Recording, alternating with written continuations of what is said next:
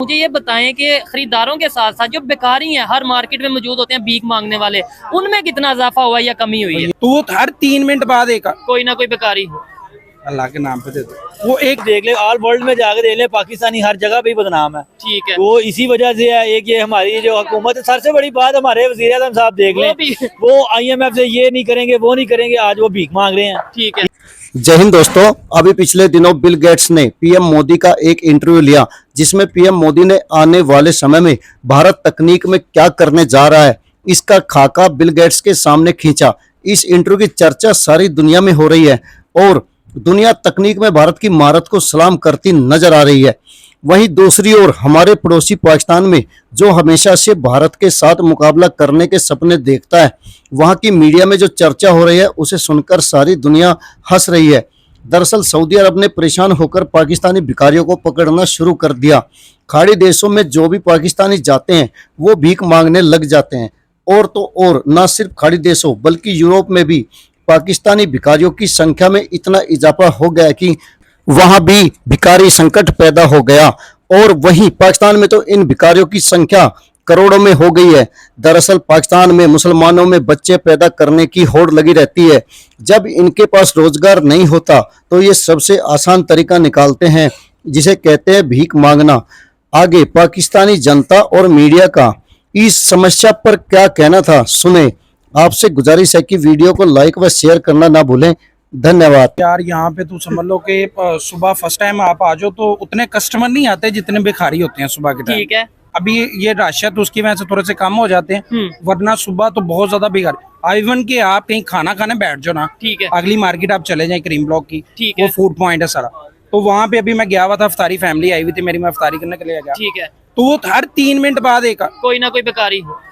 अल्लाह के नाम पे दे दो। वो एक प्रॉपर ट्रेनिंग है। ठीक है। अच्छा मुझे ये बताएं, खबर ये है कि दुबई पुलिस ने तकरीबन 200 से ज्यादा 202 या इससे ज्यादा जो उनसे बेकारी पकड़े हैं रमजान के पहले 2 हफ्तों में, और उसमें ज्यादातर पाकिस्तानी देखने को मिले हैं वो जो बेकारी हैं। क्या कहना चाहेंगे? वो यहाँ से हम जाते हैं, वीजा भी लेते हैं, हमारा प्रॉपर मतलब पैसे भी लगाते हैं और वहाँ पे जाके हम भीख मांगने लग पड़ते हैं। देखिए ये जो चीजें है ना, ये हम बड़ों से सीखते हैं। जहाँ तक भीख मांगना भी बड़ों से सीखते हैं। हमारे बड़े जो है वो कहते नहीं, बेगर नॉट बी चूजर, ये शहबाज शरीफ साहब ने कहा था। हाँ जी, वो तो देखे ना, बड़े हैं तो फिर वो कहते हैं कि प्रोफेशनल तरीका है। वो जब भी जाते हैं कहीं, मैं मांगने नहीं आया पर मजबूरी है। ठीक है। तो इसी तरह उन्होंने भी यही चीज, वो कहते हैं जी बड़े बड़े हमारे सियासतदान मांग रहे हैं तो हम क्यों ना मांगे। ठीक तो वो उन्होंने भी प्रोफेशन बना लिया हुआ। देखेंगे वो बंदा यहाँ से वीजा लगवा रहा है, ठीक है, पैसे लगा रहा है, उसको पता है कि मैंने वहाँ पे जाकर दुगने निकालने, वहाँ पे मुझे वो मिलने हैं, रियाल मिलने हैं। तो साथ वो ये नहीं सोचता कि यार जब पकड़ा जाऊंगा इमेज कितना खराब होगा, मेरा तो चलो होगा, मुझे कौन जानता है साथ पाकिस्तान का, मेरे कंट्री। यहाँ पे बड़े को नहीं जरूरत, हमारे जो चौकीदार हैं उनको नहीं है।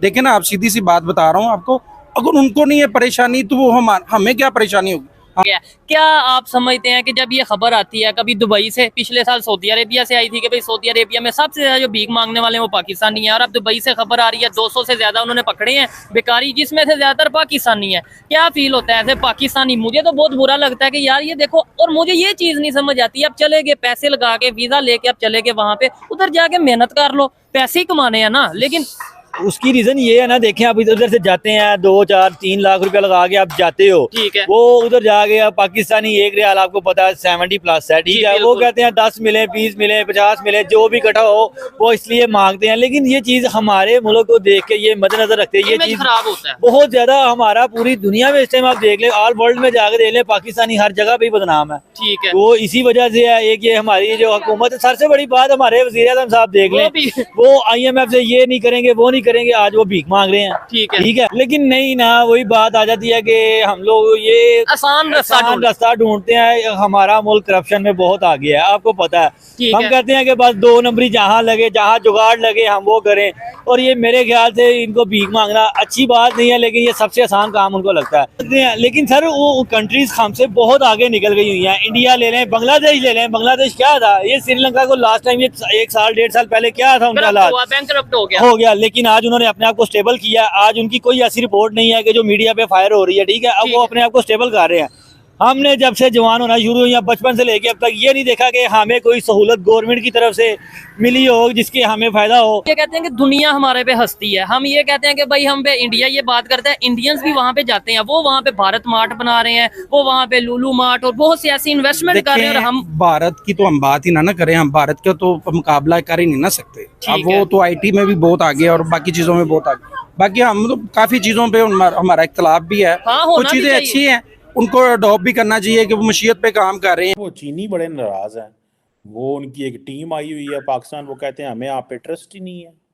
इधर नरेंद्र मोदी साहब बिल गेट से मिल रहे हैं, नेक्स्ट लेवल की। वो आज मैं एक बड़े बिजनेसमैन है उनसे मिल रहा था, उसने कहा यार क्या होता हमारे इंडिया से अच्छे ताल्लुकात होते, कारोबार होते, चीज़ें नॉर्मलाइज होती, ये इधर हमारे बॉर्डर के साथ ही, और क्या नाम है उनका, मुकेश अंबानी साहब ने अपने बेटे की शादी की तो जो बिल गेट का जहाज थले उतरिया सी तो पाकिस्तान की सरहद जी थले हो गया सी, तो मतलब वो उधर चला गया, हमारे पास नहीं आया।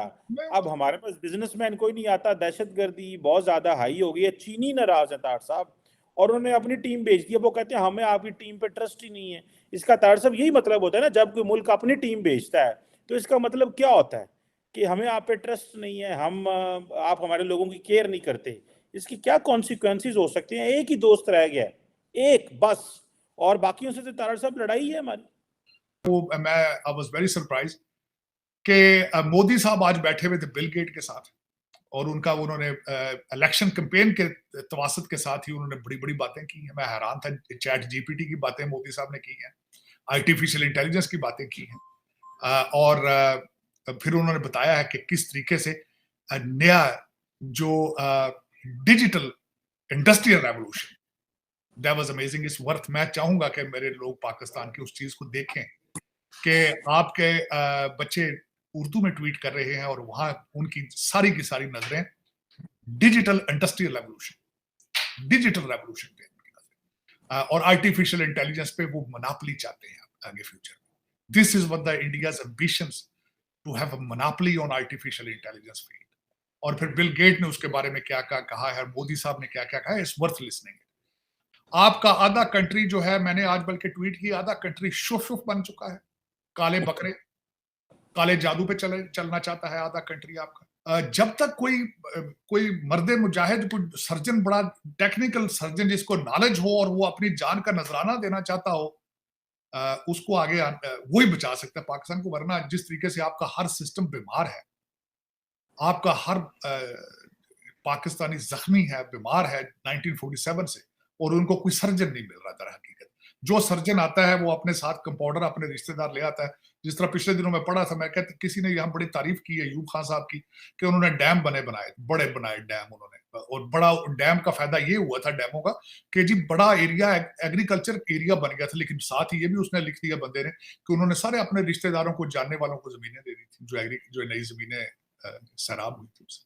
तो ये आपने पाक जनता व मीडिया को सुना, जिससे साफ पता चलता है कि ये भिखारी संकट कितना गहरा है। दरअसल पाकिस्तान की बढ़ती जनसंख्या व बढ़ती गरीबी इसकी जिम्मेदार है। दूसरा, मदरसे की शिक्षा जिसमें सिर्फ और सिर्फ कट्टरपंथी मुल्ले ही बनते हैं, उनके पास तकनीकी ज्ञान नहीं होता, वो भी इसी भीख मांगने के धंधे में लग जाते हैं। दरअसल पाकिस्तान के हुक्मरान भी 1947 में पाकिस्तान बनने के साथ ही भीख मांगने वालों में शामिल हो गए थे। आज दुनिया इस भिखारी संकट को लेकर चिंतित है। आने वाले समय में पाकिस्तान में और करोड़ों भिखारी पैदा हो सकते हैं, जो सारी दुनिया में आतंक का माहौल बना सकते हैं। वक्त रहते दुनिया को इसका हल ढूंढना ही होगा, वरना देर हो जाएगी। वीडियो को लाइक व शेयर करने के लिए आप सभी का धन्यवाद। जय हिंद, जय भारत।